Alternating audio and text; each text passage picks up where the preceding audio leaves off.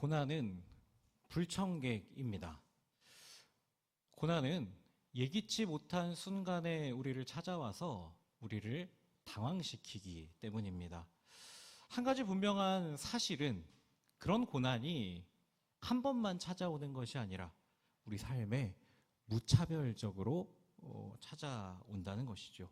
그래서 우리 삶을 고해, 고통의 바다라고 합니다. 정신분석학자 스캇 팩은 이렇게 이야기했습니다. 삶은 고통의 바다라는 사실을 이해하고 받아들일 때 더 이상 고통스럽지 않게 된다라고 이야기합니다. 그 이유는 그때서야 우리 삶의 문제에 대한 해답을 내릴 수 있기 때문입니다. 인생을 살다 보면 불행과 고난이 갑자기 들이닥칠 때가 있습니다. 예수님을 믿는 사람들이라면 좀 다를까요? 그렇지 않습니다. 믿지 않는 사람들과 똑같이 고난을 당하게 됩니다. 그런데 그러한 고난들이 대개는 원인을 모르는 경우가 많다는 것이죠.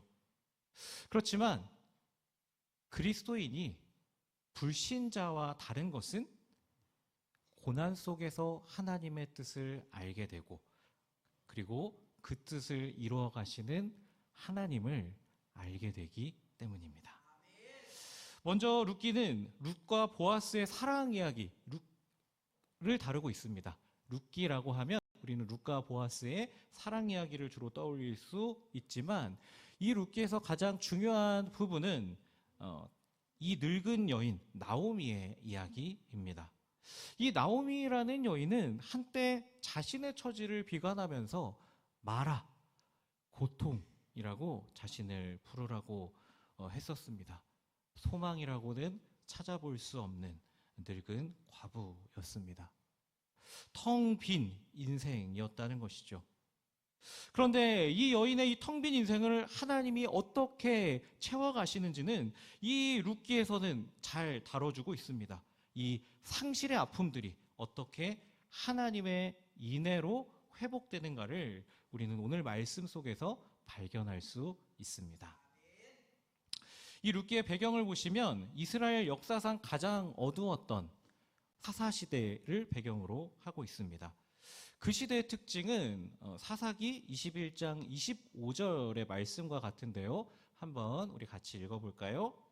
그때에 왕이 없으므로 사람이 각기 자기의 소견에 옳은 대로 행하였더라. 하나님은 여전히 왕이셨습니다. 그렇지만 이때 이스라엘 백성들은 자기의 생각대로 자기의 마음대로 행하였습니다.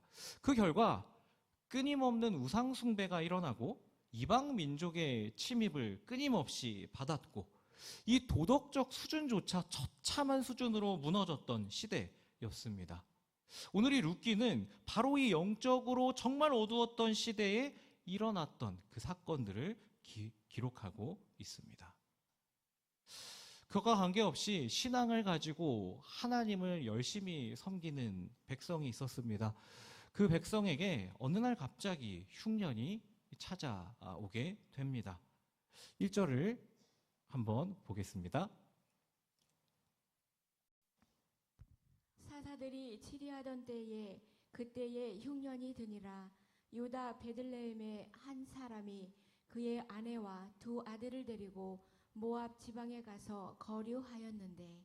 네, 말씀은 이 흉년이 그들이 사는 땅, 즉 이 하나님이 약속하신 유다 베들레헴 땅에 들었다고 이야기합니다. 이 베들레헴이라는 뜻은 무엇인가 하면 베트라고 하는 집이라는 뜻과 레헴이라는 떡의 합성어로 떡집이라는 뜻입니다. 하나님이 약속하신 땅, 풍요로운 이 베들레헴에서 흉년이 든 것이죠. 떡을 찾아볼 수 없을 정도로 흉년이 들었던 겁니다.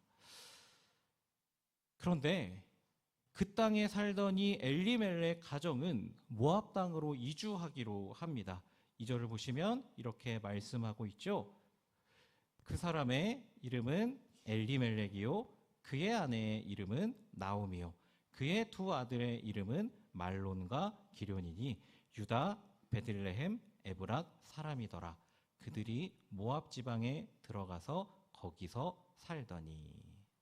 이 엘리멜렉이라는 사람은 어떤 사람일까요? 우리가 다른 어떤 행동을 유추해 볼 수는 없겠지만 이름에서 이 사람의 어떤 신앙관, 이 사람의 살아온 인생들을 유추해 볼 수 있습니다. 엘리라는 것은 하나님을 뜻하고 멜렉이라는 것은 왕이라는 것이죠. 그래서 하나님은 왕이시다라는 이름을 갖고 이 어두운 시대에 살았던 사람입니다.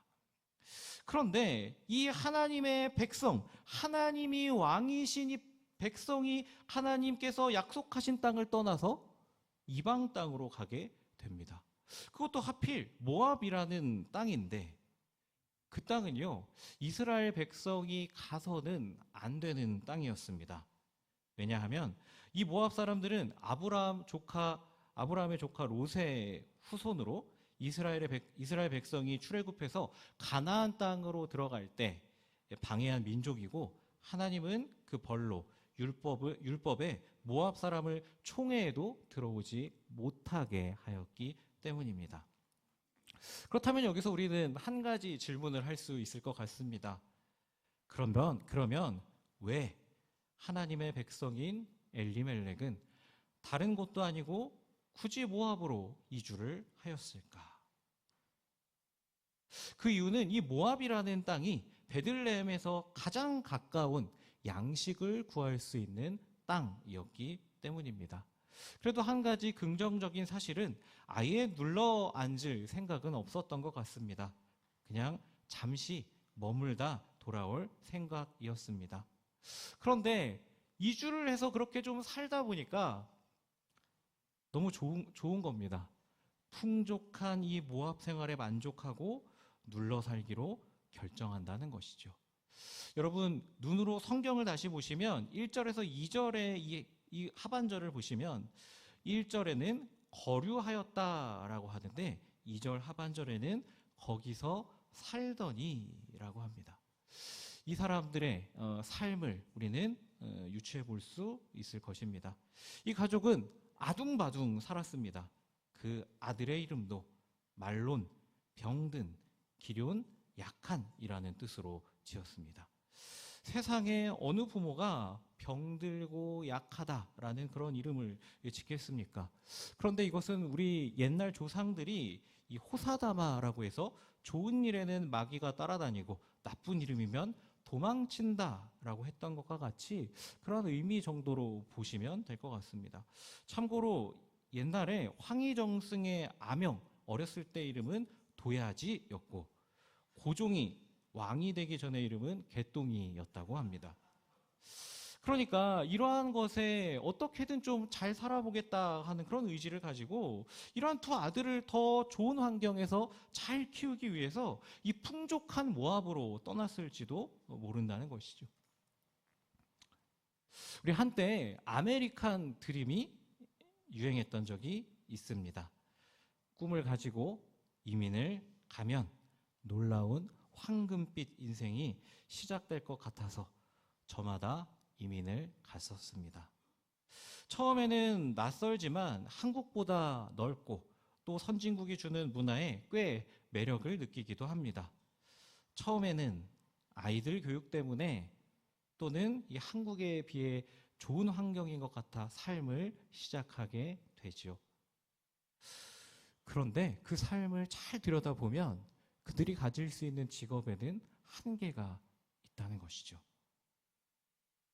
주로 한인들은 백인들이 하지 않는 세탁소나 청소 노동 등 이 직업의 가치를 폄하하는 것은 아니지만 그러한 고된 일들을 계속하게 된다는 겁니다. 이 장밋빛 꿈을 안고 갔지만 그 나라 사람들에게 한국 사람들은 여전히 이방인이고 나그네였던 것이죠. 이 엘리멜렉이 그러한 삶을 살았습니다. 그렇게 버티고 버텨서 이제는 조금 안정이 될 것 같았습니다. 그런데 청천벽력 같은 일이 일어나게 됩니다. 3절을 읽어주시겠어요? 나오미의 남편 엘리멜렉이 죽고 나오미와 그의 두 아들이 남았으며. 이제는 겨우 좀 살아볼만 하니까 갑자기 가장이 죽었습니다. 그런데 다시 한번 이 장면을 자세히 보시면 이 히브리어 성경 원문에 2절의 끝에는 이 단어가 있어요. 그때에라는 단어가 있는데 개역개정 성경엔 이게 생략이 됐습니다. 그러니까 2절에서 3절로 가는 그런 문맥을 보면 잠시 머물기로 했다가 이제는 살만하겠다라고 싶어서 정착하기로 마음을 먹은 그때에 그 순간에 남편이 죽었던 것이죠. 유일한 희망이자 의지할 대상인 이 남편이 죽어버렸습니다. 그런데 이 시대는 어떤 시대입니까? 남편이 아니고서는 먹고 살만한 여유가 없는, 먹고 살만한 어떤 도구가 없었던 시대를 감안하면 이 나오미의 상실감은 굉장히 컸을 것입니다. 그런데요, 한 가지 신기한 점은 그렇게 믿을 만한 구석을 잃어버렸음에도 불구하고 이 나오미는 돌아올 생각을 전혀 하지 않는다는 것입니다. 나오미는 이제 이 남은 두 아이에게 사활을 겁니다. 그리고 열심히 뒷바라지를 해서 결혼을 시키고야 맙니다. 우리 4절을 읽어주시겠어요? 그들은 모압 여자 중에서 그들의 아내를 맞이하였는데 하나의 이름은 오르바요 하나의 이름은 루시더라. 그들이 거기에 거주한 지 10년쯤에 네, 모압 며느리를 들여서 결혼을 시켰습니다. 이제 고생 끝에 낙이 온다고 정말 이 나오미의 인생에서 이제 성공 비슷한 것을 맛보기 시작했습니다. 이제는 좀 그래도 마음을 놓고 살 수 있겠지, 이런 생각이 들었을 것입니다. 우리의 인생이 안정권에 들어갔다 싶었을 것입니다. 그런데 5절은 이렇게 이야기하죠. 5절을 한번 읽어주시겠어요? 말론과 기럨 두 사람이 다 죽고 그 여인은 두 아들과 남편의 뒤에 남았더라. 두 아들이 죽게 됩니다. 사랑하는 여러분, 나오미는 그런 인생을 살면서 자신의 인생을 살면서 이러한 일들이 있을 것이다 라고 상상이나 했을까요? 어떻게든 살아보겠다고 이민을 왔습니다. 남편을 잃고 두 아들마저 잃고 이 여인은 이제 텅 빈 인생이 되었습니다. 우리는 이런 질문을 할 수 있죠. 하나님을 믿는 백성에게 왜 이런 일들이 일어나는 걸까요? 이 나오미에게 왜 이런 일들이 일어났을까요? 우리는 앞서서 살펴본 이 룻기의 배경이나 쭉 말씀들로 추측해 본 결과 한 가지 결론을 도출할 수 있습니다. 이 고난의 이유는 약속의 땅을 떠났기 때문입니다. 그래서 이 말씀이 주는 교훈은 아무리 힘들어도 약속의 땅을 떠나지 말자. 떠나면 하나님의 심판이 있을 것이다 라는 교훈을 줍니다. 사랑하는 여러분, 제가 방금 말씀드린 이러한 교훈에 동의하십니까? 이 교훈이 사실은 성경적으로 틀린 해석은 아닙니다. 성경의 근거로 해서 이런 해석들을 내놓게 된 것이죠. 그런데 이러한 결론들을 내리게 된다면 나오미와 같은 그런 인생의 연속적인 알 수 없는 고난을 당하는 이들을 그냥 율법적으로 판단하는 것밖에 되지 않다는 거예요. 그러나 분명한 사실은 이 룻기에서 말하는 이 흉년이요, 그냥 먹을 것이 부족한 정도가 아니라 아예 양식을 찾을 수조차 없는 극한의 상황을 이야기합니다. 마치 아프리카에 먹을 것이 없어서 오염된 물을 먹고 병약한 모습으로 쓰러져 죽을 날만 기다리는 사람들이 모여있는 그러한 상황들, 그런 상황과 같다는 것이죠.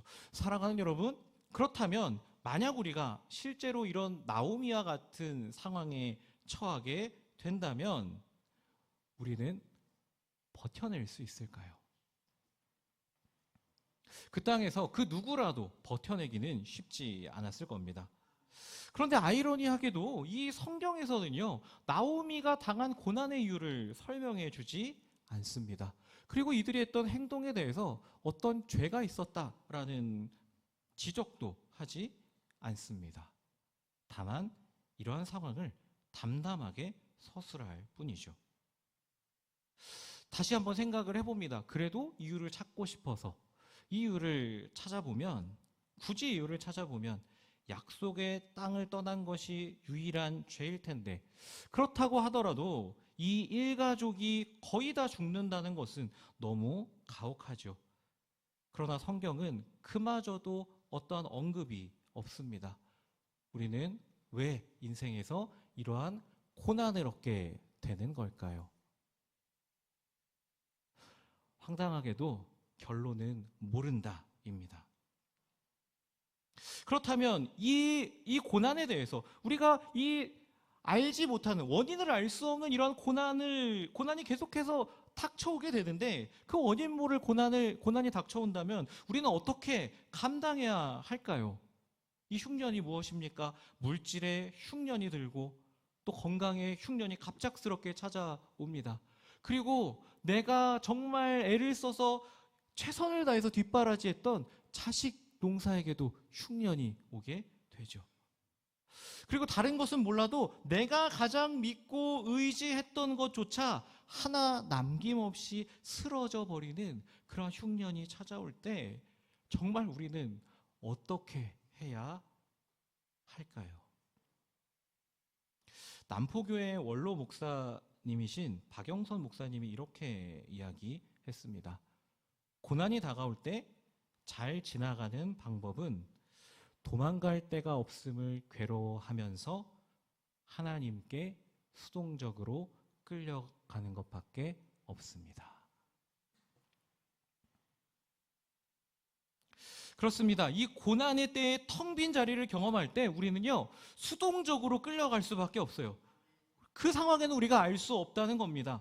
그런데요, 하나님은 그 원인 모를 고난을 통해서 하나님께로 돌아갈 수밖에 없도록 만드신다는 겁니다. 이 세상에서 고난을 당한다면 가장 괴로운 사람은 어떤 사람일까요? 하나님을 믿는 사람입니다. 하나님에 대한 신뢰가 있고 이 신앙이 있기 때문이죠. 더욱이 나를 사랑하시는 이 하나님이 왜 이런 고난을 주셨을까 이해가 되지 않습니다. 그런데 여러분, 반면 그냥 세상을 살아가는 사람들은 그냥 자포자기하거나 그냥 이런 일이 있었지 하고 넘기면서 살아갑니다. 원래 세상은 그러니까 라고 그렇게 살아가지요. 그런데 이 이유 없는 고난이 우리에게 주는 한 가지 효과가 있습니다. 그것은 이 만사가 잘 돌아가고 있다는 이 환상을 깨부순다는 것이죠. 이 인간은 모든 상황이 좋을 때 본인의 생각을 포기하지 않으려고 합니다. 우리 삶에 있어서 이 즐거움, 이 행복이 있는 구간에서는 우리는 절대 하나님을 찾으려고 하지 않는다는 것이죠. 그래서 기독교 작가 C.S. 루이스는 이렇게 이야기합니다. 하나님은 쾌락 속에서 속삭이시고 양심 속에서 말씀하시고 고통 속에서 소리치십니다. 그런데요, 이러한 비극의 연속을 맞은, 이러한 재난과 같은 어려움을 맞은 나오미가요, 이 흉년으로 인한 재앙이 연거푸 닥친 후에야 하나님께 돌아오기로 결심을 하게 됩니다. 우리 6절을 한 목소리로 읽어보겠습니다. 그 여인이 그래서 여호와께서 자기 백성을 돌보시사 그들에게 양식을 주셨다 함을 듣고 이에 두 며느리와 함께 일어나 모압 지방에서 돌아오려 하여. 이 나오미는요, 그제서야 자기 백성을 돌보시고 양식을 주시는 이 하나님께로 돌아갈 결심을 하게 됩니다.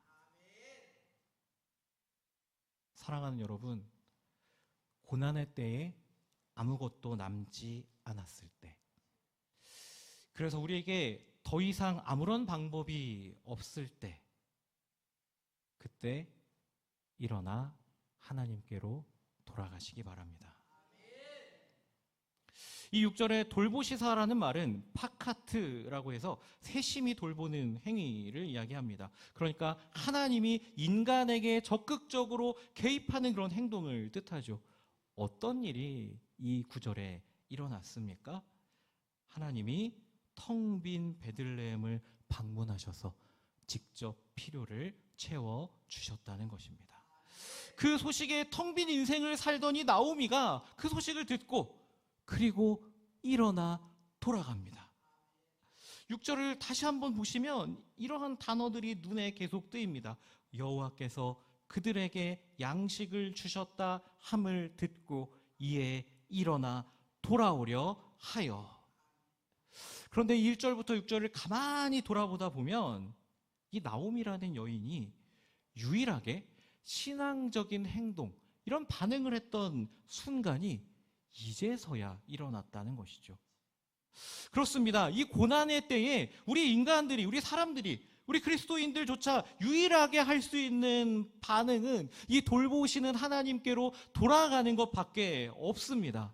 사랑하는 여러분, 지금 인생의 흉년을 지나가고 계십니까? 텅 빈 인생을 살아가고 계십니까?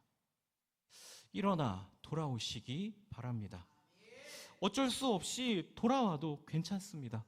하나님은 그런 우리의 인생을 기꺼이 받아주시는 분이기 때문입니다. 그 하나님은 우리의 텅 빈 인생을 기꺼이 채워주시는 분이기 때문입니다. 말씀을 마무리하겠습니다. 우리의 인생은 흉년을 맞습니다. 그 흉년은 누구에게나 예외 없이 찾아옵니다. 그때 일어나서 하나님께 돌아가야 합니다. 어쩔 수 없이 돌아가도 괜찮고 돌아올 힘이 없어도 괜찮습니다.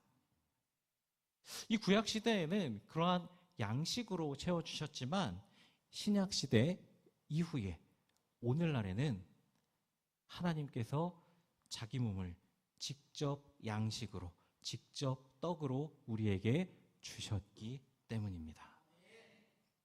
한 가지 글을 읽어드리고 말씀을 맺겠습니다.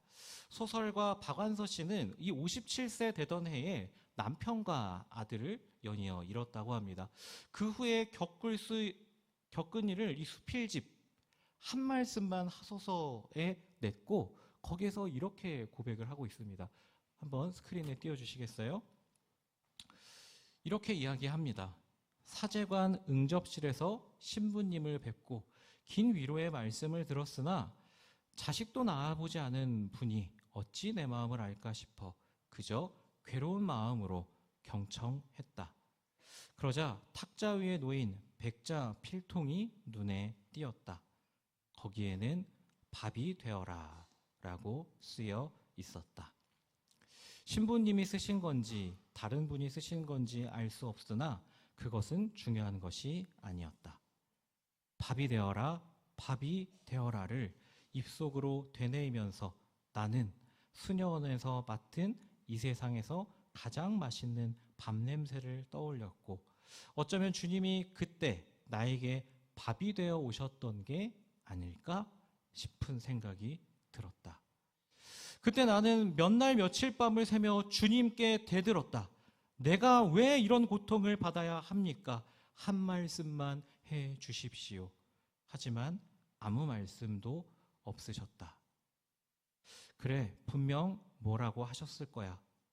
내 귀가 고집으로 꽉 막혀서 못 알아들었을 뿐인 것을. 하도 답답해서 몸소 밥이 되어 찾아오셨던 거야. 우선 먹고 살아라 하는 응답으로.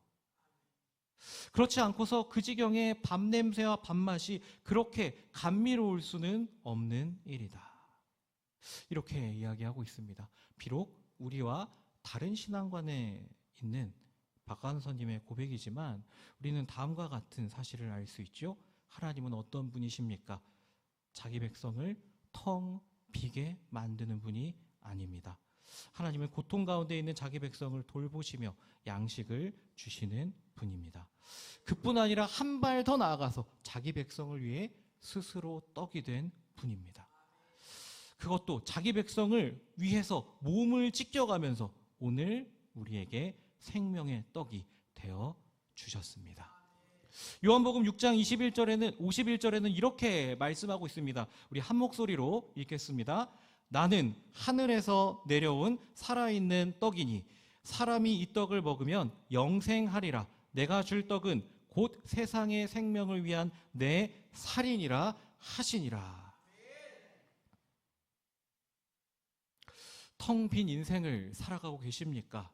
흉년을 지나고 계십니까?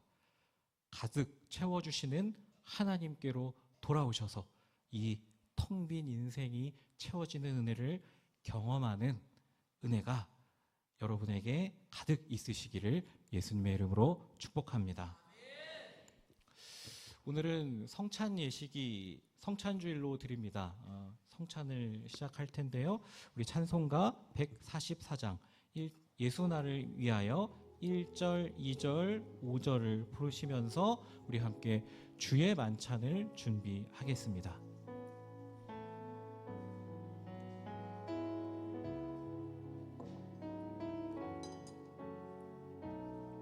예수 나를 위하여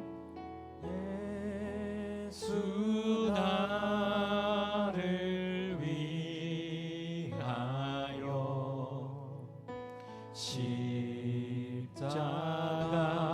십자가를 질 때 세상 죄를 지시고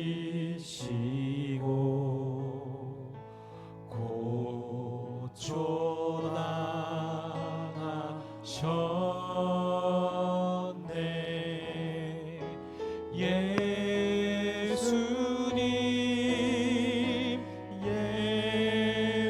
예수님 나의 죄 위하여 보배 피를 흘리니 죄인 받으소서.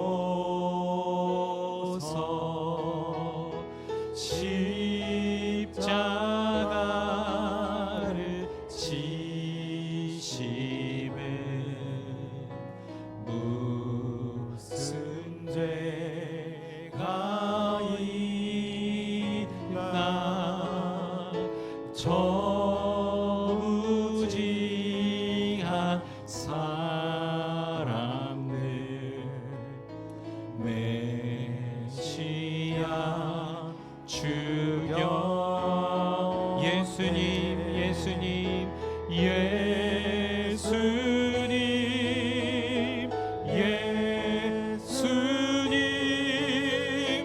나의 죄 위하여 보배 피를 흘리니 죄인 받으소서.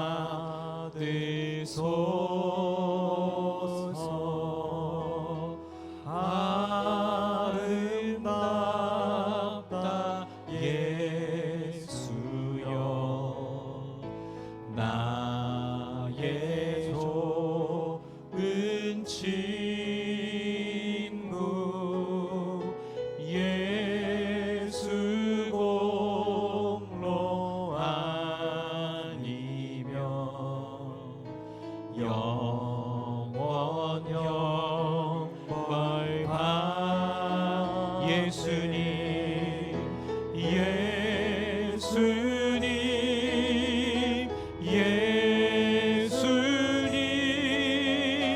나의 죄 위하여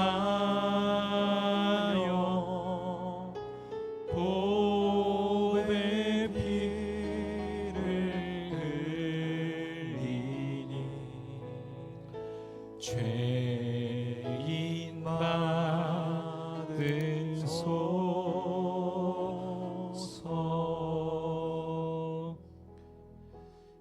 여러분, 성경을 보면 성찬식에서 함께 나누는 떡과 잔이 나옵니다. 그런데 그 단어는 모두 단수로 되어 있습니다. 그 말은 모두 한 덩이의 떡을 놓고 그 한 떡을 차례대로 조금씩 떼어 먹었다는 것이죠. 잔도 하나여서 큰 잔에 포도주를 가득 부어가며 모두 같은 잔을 마셨습니다. 이런 행위는 예수 그리스도 안에서 한 피 받고 한 몸 이룬 지체라는 그런 사실을 고백하는 의미가 있습니다. 이 성찬에 참여하는 것은 이 떡과 포도주를 나누면서 예수 그리스도께 죄인인 나를 살리시기 위해서 십자가에 죽으신 살과 피를 다시 되새기고 기념하는 동시에 모든 성도들이 예수님으로부터 한 피 받아 한 몸 이룬 공동체임을 고백하는 것입니다. 따라서 성찬은 영적 회복의 기회가 됩니다. 성찬은 은혜의 통로입니다. 성찬은 영혼을 돌아보며 결단하는 시간입니다. 한번 생각해 봅니다. 나는 주님의 떡과 잔을 받기에 합당한 사람인가? 또 그러한 삶을 살았는가? 나의 신앙은 안일해지고 게을러지지는 않았는가? 이 신앙생활을 하면서 더 이상 기쁘지 않고 그냥 형식적으로 신앙생활을 하고 있다면 주님 앞에서 회개합시다. 혹시 과거에 대한 이 원망과 분노가 있지는 않으십니까? 또 사람에 대한 원망과 분노가 있지 않습니까? 내가 이러한 모든 것들을 가지고 있다면 이 시간 주님께 용서를 구합시다. 나도 친히 떡이 되어서 그 주님이 떡이 되어 주신 그 주님을 따르겠다고 다시 한번 고백하는 시간이 되시기를 바랍니다. 오늘 성찬 예식에 참여할 때 성령께서 우리에게 오셔서 거룩한 힘을 주실 겁니다. 죄를 능히 대적하게 하실 것이며 믿음을 새롭게 하실 것이며 또 우리가 당하는 모든 고난에서 견고하게 붙들어 주실 것입니다. 간절한 마음으로 성찬에 참여합시다. 오늘 성찬 예식은 세례, 입교 교인 이상 참석할 수 있습니다. 혹시 마음의 거리낌이나 죄 중에 있으신 분들은 받지 않으셔도 됩니다. 주 예수께서 잡히시던 날 밤 떡을 가지사 축사하시고 떼어주시면서 이것은 너희를 위하는 내 몸이니 받아 먹으라. 이것을 행하여 나를 기념하라 말씀하셨습니다. 우리 잠시 먼저 기도하고 떡을 받도록 하겠습니다. 하나님, 죄로 인해 상한 우리 몸을, 세상에서 상처 입어 망가진 우리 영혼을 십자가의 보혈로 깨끗게 하여 주시니 감사드립니다. 십자가에서 우리를 위해 찢으신 주님의 몸 대신 이제는 우리의 몸이 깨끗하고 거룩하여지기를 원합니다. 더 이상 죄에 흔들리지 않게 하시고 죄가 우리의 몸을 지배하지 못하게 하여 주옵소서. 오직 나를 위하여 십자가에 몸 버려 희생하신 주님의 귀한 은혜와 사랑을 깨달아 주님의 선하심과 신실하심을 증거하는 인생 되게 하여 주옵소서. 예수님의 이름으로 기도드리옵나이다. 주님의 이름으로 떡을 나누실 때 주님의 은혜를 생각하며 묵상하며 기도하시는 시간 되시기 바랍니다. 떡을 받고 개인적으로 드시지 마시고 모든 교우들이 다 받으시면 다 함께 떡을 먹겠습니다.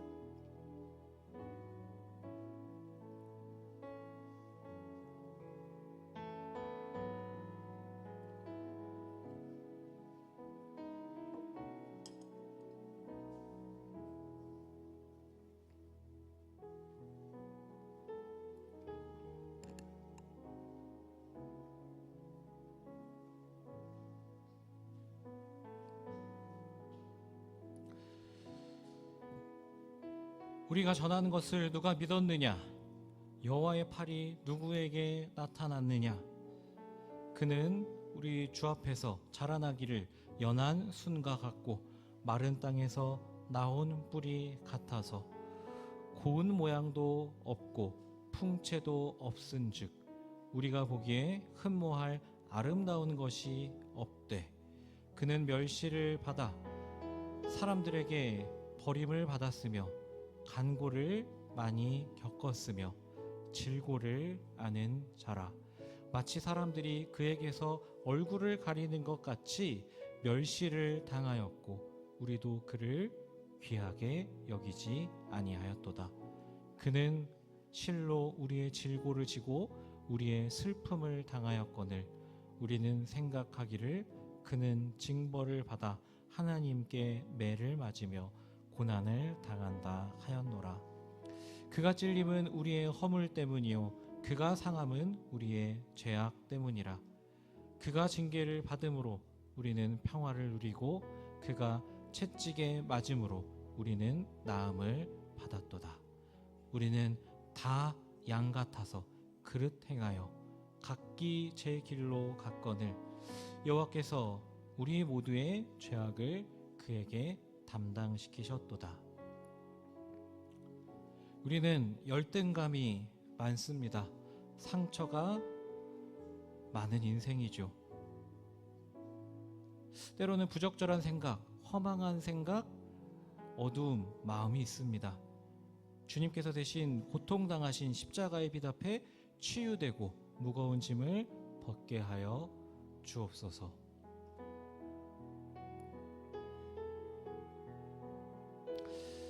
세례교인 중에 혹시 떡을 받지 못하신 분이 계시다면 손을 들어 표시해 주시기 바랍니다.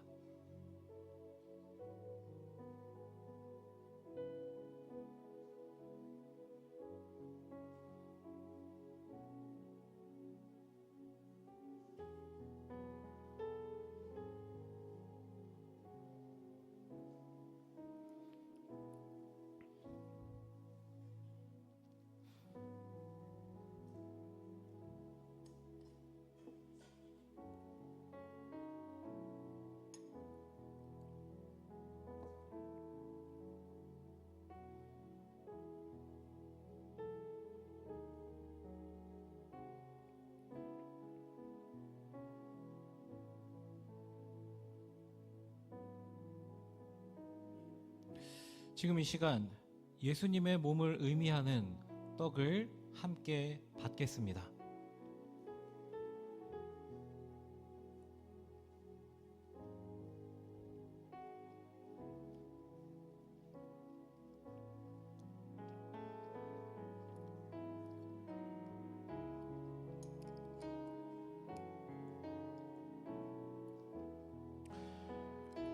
주님께서는 식후에 잔을 가지사 축사하시고 제자들에게 나누어 주시면서 이 잔은 나의 피로 세운 새 언약이니 많은 사람의 죄 사함을 위하여 흘림이라. 이것을 행하여 마실 때마다 나를 기념하라 말씀하셨습니다. 거룩한 마음으로 주님의 잔을 받기 위하여 함께 기도하겠습니다. 주님, 우리를 위하여 피 흘려주신 주님의 잔을 지금 우리가 받습니다. 주님의 피로 우리가 죄사함을 얻었고 우리 영혼이 다시 살아나며 영생을 얻게 되었습니다. 십자가에 피 흘려 죽으신 사랑 때문에 우리는 하나님과 화목하게 되었습니다. 주님, 주님의 크신 사랑을 깨닫고 나도 그 사랑을 전하며 살게 하여 주옵소서. 예수님의 이름으로 기도드리옵나이다. 이 시간 분잔하실 때 이미 떡을 받으신 분들은 함께 참여해 주시기 바랍니다. 잔을 받으실 때 개인적으로 드시지 마시고 모든 교우들이 다 받으시면 그때 다 함께 잔을 마시겠습니다.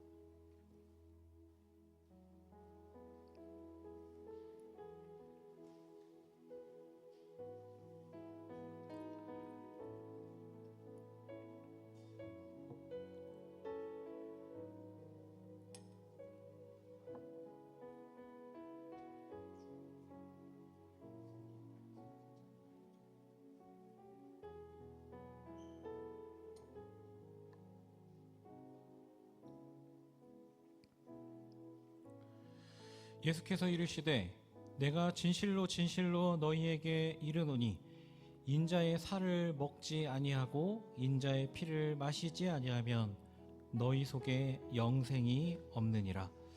내 살을 먹고 내 피를 마시는 자는 영생을 가졌고 마지막 날에 내가 그를 다시 살리리니 내 살은 참된 양식이요 내 피는 참된 음료로다.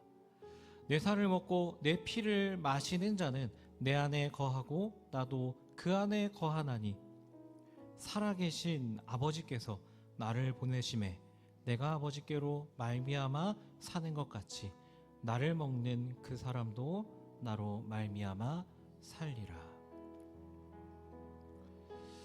주님, 우리는 예수 그리스도의 보혈의 공로를 자주 잊어버립니다. 세상 것에 매몰되어서 내 삶에서 십자가는 잊어버렸습니다. 세상의 삶에만 집중하고 먹고 마시면서 즐거워할 뿐 그 주님을 조용히 묵상하지 못했습니다. 초대교회 성도들은 성찬을 손꼽아 기다렸다고 하는데 과연 나는 이 자리에 참여할 자격이 있는 자입니까? 다시 한번 죄인임을 기억하며 이 시간 주 앞에 나아갑니다.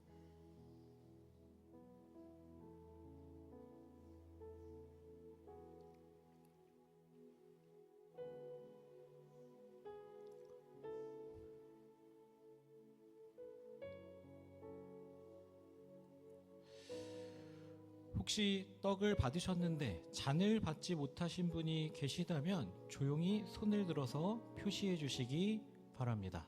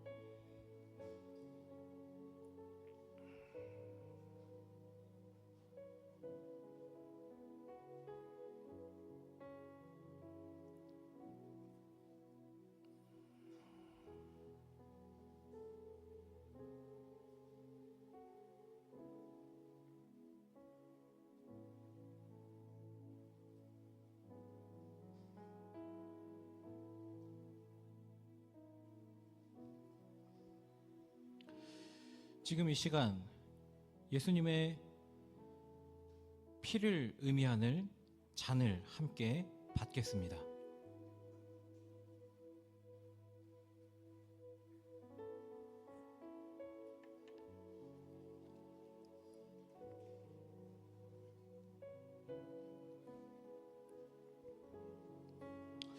오늘 성찬에 참여하시면서 주님께서 주신 그 마음을 우리 한번 지금 조용히 묵상하고 결단하는 기도를 하나님 앞에 드리겠습니다. 우리 함께 묵상하며 묵상으로 기도하겠습니다. 함께 기도하시겠습니다. 주님,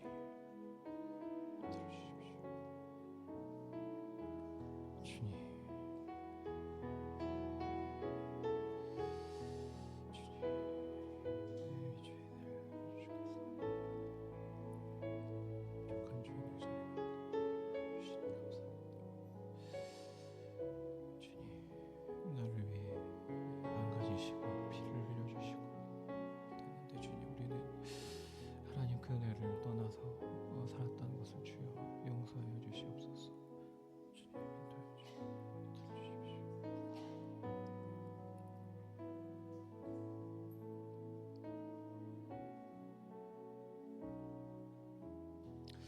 주님, 오늘 성찬 예식을 통해서 주님의 떡을 먹고 잔을 마시며 결단합니다.